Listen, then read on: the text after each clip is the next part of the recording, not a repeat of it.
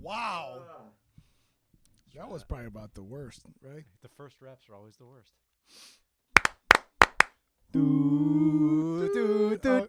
Okay, this is not.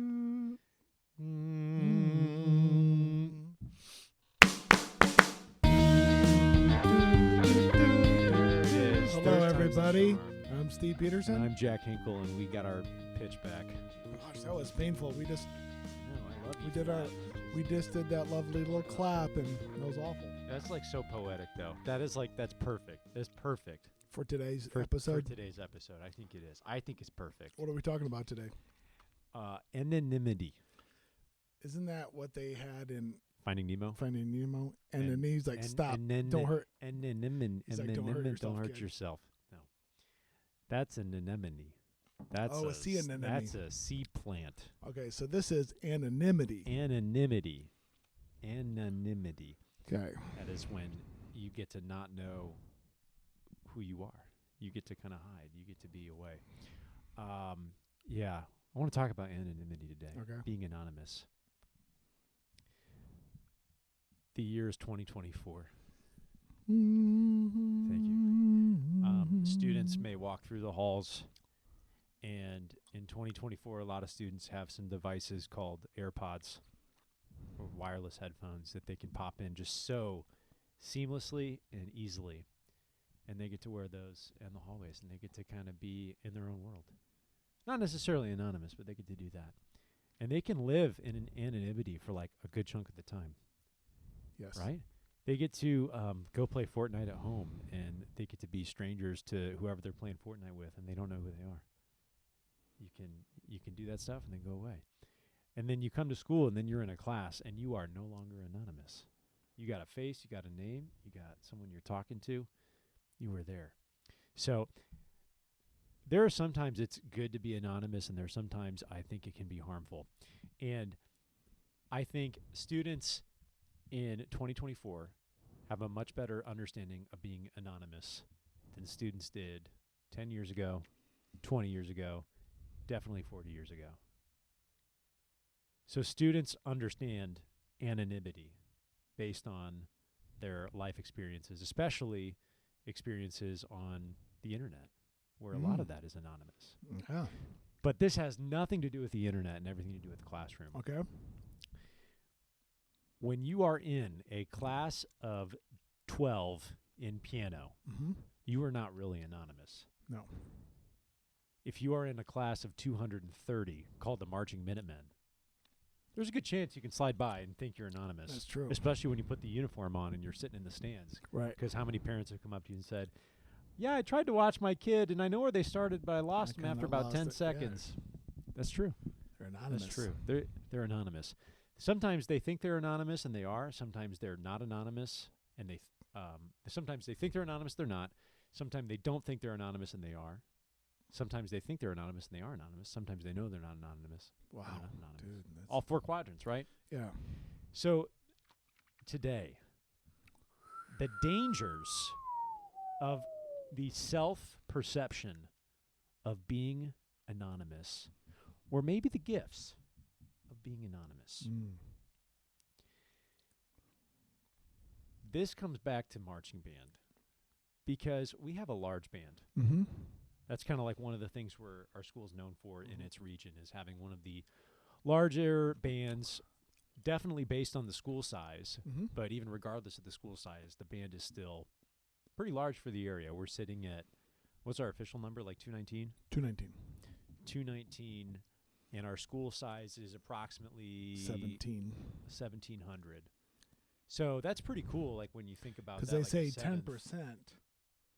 They say 10% would be a good size group. And we're at 13 maybe, 14, 15. I can't do math that fast. It's a seventh, right? 200 compared to, no, it's a little less.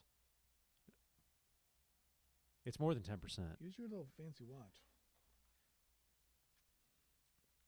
What is 219 divided by 1,700? Oh, yeah. 12.88%. There you go. Dude, you're a genius. That's good. Thanks for doing that. You're welcome. Okay. So we have a good size of the school enrolled in the band program at the high school. Mm-hmm. And that's obviously a good thing. Mm-hmm. That's a good thing. And I wonder, Steve, what our rehearsals would look like if there were 40 kids on that field compared 40? to 40 I'll tell you what it's like. back in Kentucky. That picture. What picture? Oh, that's Everett's? Yeah. Sorry, I have to move because it's behind there it is. Okay. The one that's at an angle, like pointing that way. Yeah. I can't see your faces. Are you guys happy? Yeah. The trees look nice. Yeah, it was a nice day. So that's what it looks like, 40 in a band? That's probably 25. Okay. 7 guard. Okay. 3 percussion. 16 flutes. It's 3 Yeah, tubas and 1 alto sax. Yeah, that was that was like 2 flutes, 2 clarinets, alto, tenor, bari, 3 mellophones, 3 trumpets, a trombone, and a tuba. Wow. And I think 3 percussion. Dang. Okay. So you've obviously worked with bands smaller than ours and bands at our size. Is the person-to-person accountability different when you have a small band compared to a big band? Yes. But I don't know if the students always feel that. Because you could go from that size band, like a mini marching band, to jazz band. Okay. So jazz band between 20 and 25 or 17 and 25, right? So let's say 20. Do you feel like your students are anonymous in your band? In the jazz band? No. Do you? Sometimes they do. Seems like it's a ratio. Like they can hide. Because a lot of times, like in a music like that, like your part is doubled up with somebody. Correct. So you're either playing with another instrument that is the same or a like part. So you're talking musically anonymous. Or do you mean personally anonymous? I'm kind of talking musically. I would agree with you that sometimes my students may feel musically anonymous. Especially at the in the younger music when there is a lot of doubling, even within the instruments. Right.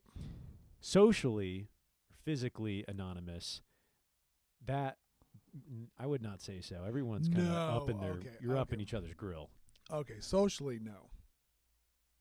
You're right. But musically, sure. I agree with you. And when we've talked about with those kids too, like we're not going to say some parts are more important than others, especially with what you want to hear. You got to hear your leads.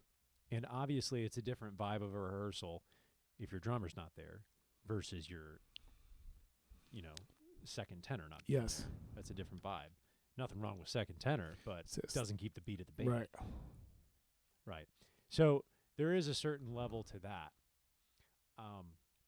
So what I want to talk about is... We're just getting to what we're going to talk about. We've been on here for 20 minutes.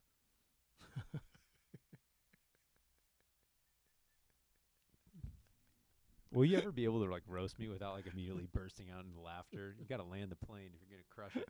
Okay, go ahead. Okay. I would like to talk about, Steve, if it's okay with you and all your ripping of me, I'd like to talk about how to transfer accountability levels regardless of class size ratio. This isn't really, it's kind of a marching band thing because that's what comes to mind as the biggest class size, clearly. But how do you keep, all 30 kids engaged in, an algebra class? How do you keep, and all 30 kids being accountable? Yeah. How do you keep all 10 of your students in a music theory class accountable? How do you keep all, 70 kids in your beginning band accountable and all 200 kids in your marching band accountable? And how does that feel as this teacher to make that happen. That's what I want to talk about. Okay. Okay, so Steve told me before we recorded that he has all the answers to this. Yep. And it was like all locked in. And I got it. He's got it. He always does. He always does. I'm just like Wikipedia of teacher. Wiki teacher. Teacherpedia. Teacher. Okay.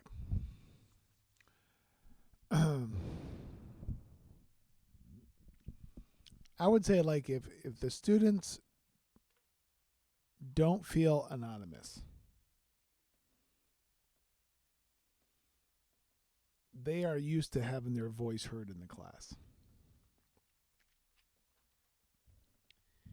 Say it again. If the students don't feel anonymous, they're used to having their voice heard in the class. Okay. Did I say it the same way twice? I think the Yeah. listeners will be able to check. Okay. So is the inverse of that true? If the we don't- student if we- doesn't speak? Yeah, then they're anonymous. Okay. So, yeah, there are certain kids that you never hear their voice. They're True. anonymous. Right. But I think certain kids want us to hear their voice. That are so painfully shy they don't say it. So that's why it's good to have a class where you can kind of create some kind of culture where everybody jumps in there. Which is easy to do in When a you- class like jazz band. Right. Like When there's 20 like kids, 20 kids. Or like piano. Right. Everyone's got their thing. But in classes of 200,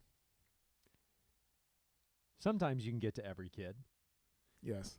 but not one human, as in Mr. Peterson, the band director, but all of the staff members can get to all the kids. Okay, here, can I give you a good one of accountability? Mm-hmm. Okay, this is this is not the same thing, but I still find it amusing. We did I think every school across the state did their PSAT, right? Isn't that a locked-in date? Yeah. That was Wednesday. Yes. So it's all digital now for those of you that remember your PSAT and SAT. It's all on an iPad, and it's like this. Feels like you're putting in like nuclear launch codes when you're getting those things because it's all synced up, and you got to like have the kids get in there at the same time. That'd be weird if we did start a nuclear war with those things. I'm sure the kids would want to Yep. some days. Yeah. So we're getting that stuff going, and I'm on my device, and the kids are on theirs, and I'm like reading the script provided by like the PSAT and making sure the kids are all logged in and everything, and we're good. And I did like my final checks and just made sure everyone was on the same like blue screen waiting for the launch code. Like Right. literally I have to give them a code that they can start. And I gave them the code and I let them go. And I was like, okay, cool. And so I'm just like kind of doing my thing. And then after a few minutes, I'm like looking around and I'm like, what? Like this one person was like not moving. I was like, she was like awake and alert. It's not like a health thing. I was like, this is interesting. And she's like, I went up to her and and her screen was off. And I was like, you okay? She's like, my iPad died. And I think she was just trying to wait. For what? See how far she could go without having to do the PSAT. Oh, so she was anonymous. She was hoping she was anonymous. And I said, here's a charger. Go plug that bad boy in. So.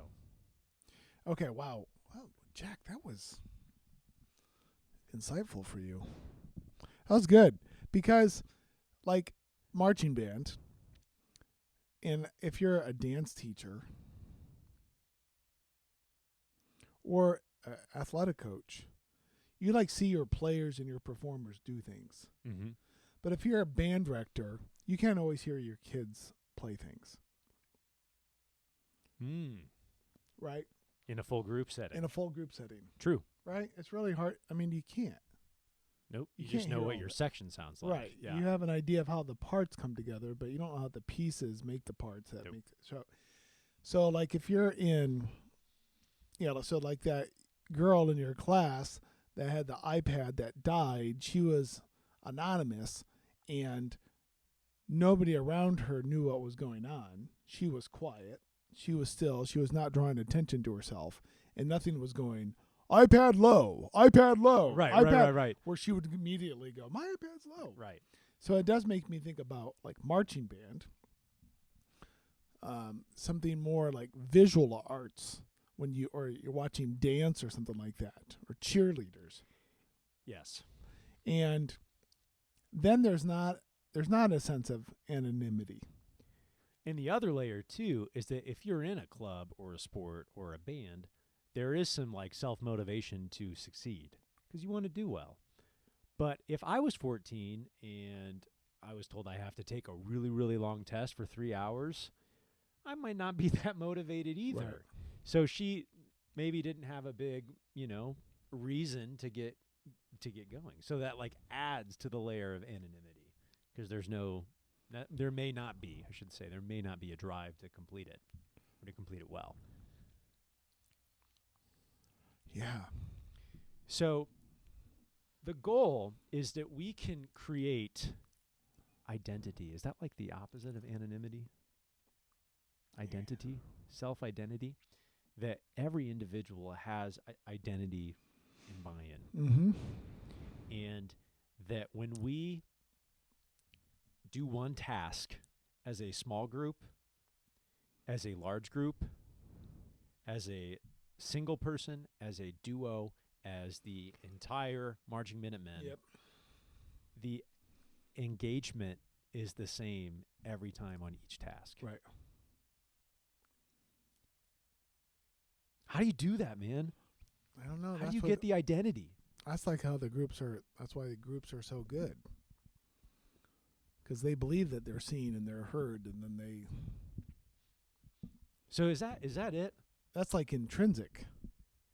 Is it so? Because you said if they have a voice and they know their voice is heard, they will not be anonymous. Mm-hmm. Is that really all it is?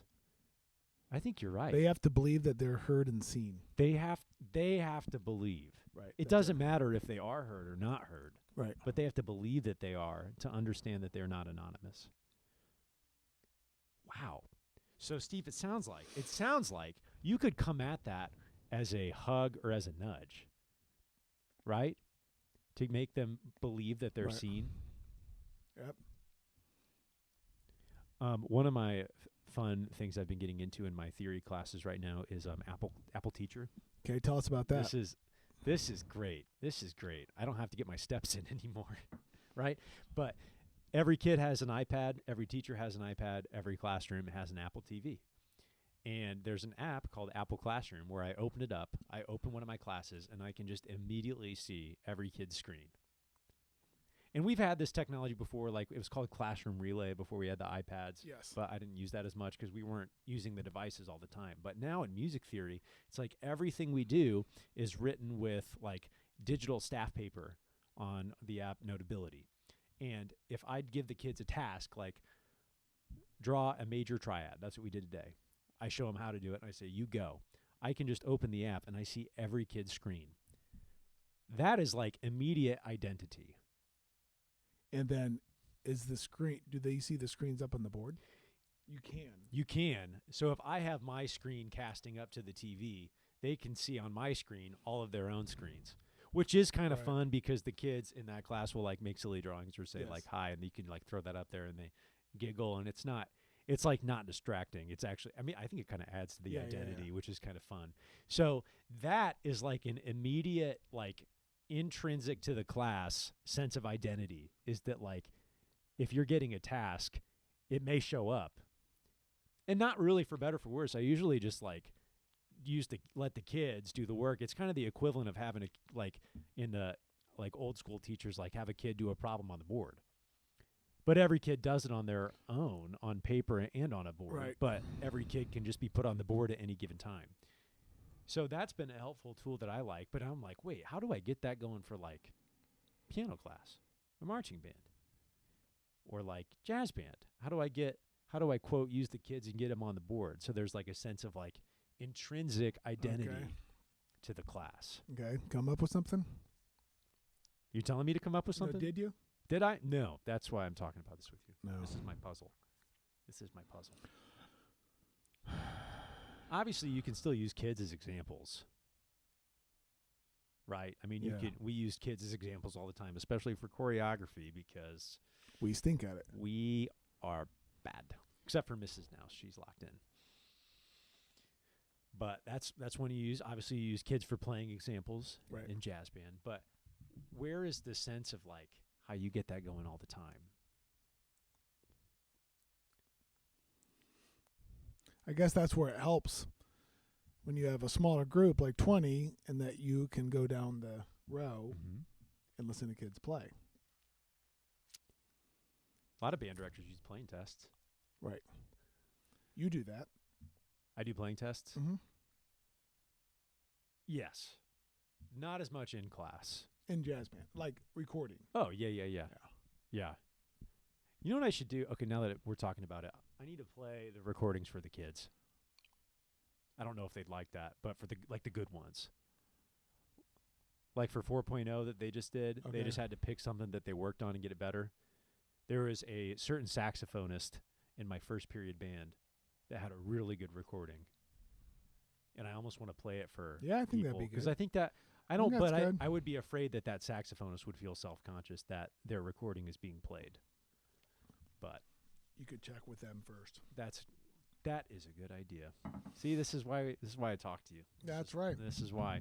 So that's one that I would like to be better at too, is helping the kids feel more accountable and but for like the right reasons, from a positive reward that is intrinsic to the program, not a nudge, not like a negative Okay. correction, if that makes sense. So let's talk marching band. Okay. Band of 200 kids, 200 Mhm. plus kids. Okay, if you're in a band of 50% 50 kids, Okay. 50 kids, and 2% of your band misses something, that's One one kid. kid. In our band, that's 4.5 kids. Any mistake that is made in a larger band is amplified based on that. Yes. True? And there is always a sense of safety when multiple people make a little oopsie. Yes. If you're one person and you're the only one that made a mistake, you're like, oh, that was not good. I don't want to do that. But then if 5 people do it, you all look at each other and giggle. Exactly.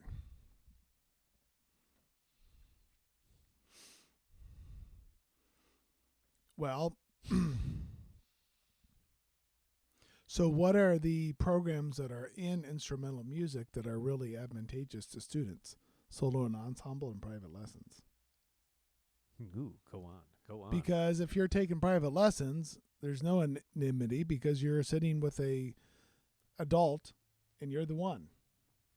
And if you're going to solo contest, you're playing with a piano and you're going to be heard. If you go in with an ensemble, Right? you are the only person playing your part, Right. by definition of those contests. So you are, even though you're within a group of anywhere between like 3 to 20, you are responsible for your part. You can't hide. That's true. That's good. Yeah. And that's why programs like speech and debate, Yes. which require students to speak by themselves. Think about play productions. Boosh. Yeah, talk about not being anonymous when you literally have a spotlight on you. Right. And then musicals. Musicals get a little different because then there's like a chorus, so you might be like one of 30. But Yeah, still, you're still on seen. stage. You're still on stage. So there is a anonymous a little bit to that. But yeah, like the performing arts. Okay, I want to hang on to that one for a second. Okay, there's something we do at the high school called Carnival and Christmas Spectacular. And these are 2 shows that have been around forever, and they're Mhm. pretty big productions, right? Here's a glorious level of anonymity that we know happens every time. And we know it's going to happen this year when we do it, and the next year we do it, and the next year we do it. A soloist comes out and performs. under the spotlight, right? They finish their song. Oh, yeah. What's the first thing that comes out of all of our mouths as Out of soon the as they're done? directors. Stay there until the light goes out. Stay put, smile, don't move until the light goes out, Yes. right? When you're on that stage, you feel anonymous. Yes. It's ironic, right? Because you can't see anything. All there is just a bright light in front of you. You don't really have a sense of self-awareness anymore because it's just like you. You're kind of in your own bubble. There's a track playing, or maybe there's a group behind you that's playing and accompanying you. But if you're a soloist on the stage, your presence and how you approach that is so integral to the performance itself, even though it has nothing to do with the dancing, the notes, or the rhythms, right? But every time some kid is like bolting out of that spotlight while the light's still on, and as somebody in the outside watching that happen, you're like, that's not a professional look. We should fix that. But if you're the kid, especially if this is your first show, you have no idea. You're just out of there. You're just out of there because it's probably so stressful for you to like be in the spotlight, and that's a new feeling for a lot of these kids is being in the spotlight. And you have to approach it differently based on the production value. Yes. But it happens every year. Every year. Every year. It's going to happen this year. Right. So now I'm trying to think like that spotlight changes. If you're standing in the marching band on the back hash 5 steps outside of the 40-yard line, that's your spotlight, right? And you've got a spotlight traveling you through the entire show for 7 minutes, right? Even though there isn't a spotlight. Right. Yep. Because everybody can see you. Everyone can see you. And if you do your visual 2 counts before everybody else, you don't feel like everyone can see you because you're in this mass of 200 kids. But there's a spotlight on you. Right. Because when you're looking at it from the outside perspective and you're looking down on this football field, your eyes are attracted to motion. It's just drawn to it. There's like a little flinch on the 40-yard line. It's that one person. So how do we convince the kids of those 2 things? Because I think you are onto something. Yeah. I don't think. Yeah. If they don't have a voice, they will think they're anonymous. Right. And how do we convince the kids that they're truly in the spotlight the entire time? Yeah. Well, I guess the best way to show them is have them hop onto YouTube and watch a video of themselves. Right? Yes. Hop onto YouTube and watch them. Yes. Yes. Yes. And believe it. Yeah. It's it is kind of interesting though, because like when you're thinking about like each section has its different musical and visual payoff. And then you know, like the second clarinets, unless it's like some kind of feature or exposed passage, are not going to bring the band down. No. They don't carry that sort of weight Right. or sound now, production. if there's an individual judge on the field, they can get called out and noticed, right? Correct. But if you play bass drum, you're on, like if you play bass drum, you're the one of the largest instruments in the band, and you're the loudest instrument in the band. That's true. And everybody knows when you've gone boom, boom at the wrong time. Yeah. Boom. Yeah. It doesn't work. that way. Everybody knows that. That's true. So they're not anonymous. And the percussion and the guard are the only people in the band that when they play / spin, you can see if they're not. Yes. All the brass and woodwinds, they can just put their instrument up to their face and act. And unless you're standing close to them, like right up in their grill, you will not know if they're playing. Yeah. Which they think is fortunate, but it's probably unfortunate. Right. Because that, again, makes them feel a little more anonymous. Yeah, so how do you get them to believe that they're not anonymous? I guess maybe they believe it, but it's just hard for them to, I don't know, act different knowing that they're... perform different. Well, and the other thing too is that these are like kids. Yeah. I mean, that's the biggest piece of that is that how do you convince like a 14-year-old that like this is what it is?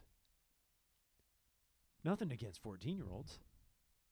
I like to spend time with them because Right. that's what my day job is. Right. They're fun people, but that's just like a totally different thing than they've ever been expected to do. And to think a little more globally and selflessly is not something they spend a lot of time doing. Right. And that's like obviously part of the skills we're trying to teach in marching band, but even in other classes too.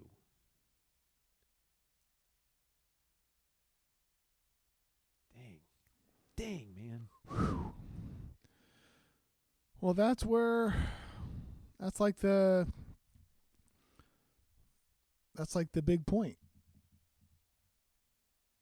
of education. If students don't feel anonymous, they're more likely to participate more and to demonstrate more excellence. So you're telling me this whole episode just comes back to your favorite saying? Every kid, every day. Is that my favorite saying? That's one of them, yeah. And you always have a choice. Yeah. And to play faster, you just play faster. Yeah, that's true. I use that quote to my kids How do you all play the time. faster? Play faster. Yeah, in the words of Mr. Peterson, to play faster, What do you do? play faster. Yeah.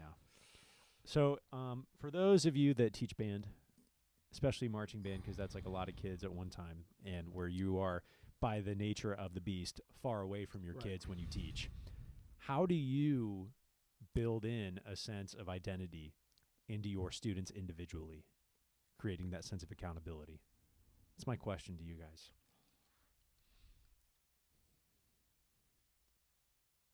You done pass-offs this year? Am I? Have you? No. Okay. Have you? Informal. Okay. On the pop, that.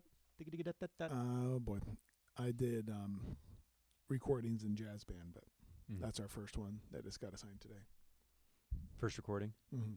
over a specific spot. Mm-hmm. Hard grade, like out of 10, based on achievement.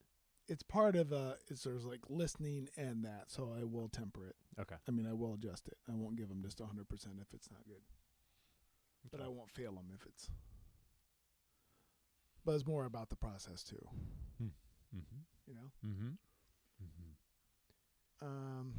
So this could be a whole different thing, but you and I both went to mid-sized colleges, smaller mid-size. Keep But rolling. what do you do if you go to Indiana University or Purdue? Did it stop recording? What do you do? How do you do that if you're in a 500-person lecture? But I guess they're not really. Oh, they don't care. Yeah. Right? And that is based on anonymity. Yeah. Do the professors want to know who you are? No. They don't. And the Do they- kids don't care. if No, the they're kids heard. don't care either. But that's like a different side of it. But I guess they're not really going there to interact. They're just going there to absorb. Right. There's no. Synthesizing. No. That's why they do breakout groups and do labs and, Yes. Go with their TAs and all that kind of stuff. That's true, because you and I did go to smaller schools where that wasn't a big of a deal. Although I did have, this was my senior year of college. I had already student taught. Okay. Second semester, I was taking my core credit for science. I was in an astronomy class. Okay. And this 5 credit hours, it meant like 4 days a week. It was one of those like a lot of time spent kind of thing. And a dude was sitting in the front row and was on his phone, which like, don't be on your phone, especially in the front row, dog, but whatever. And the professor told him to put it away. And I was like, I just got like, I'm back to student teaching. Oh my God. But I'm like, wait, nope, I'm not the teacher. Okay, I'm not the teacher right now. This is not my problem. The kid put it away? No, see, that's the thing. This is like the next part is that he like put it under the desk and the professor was like, no, like away. And I was like, dang, dude. Wow.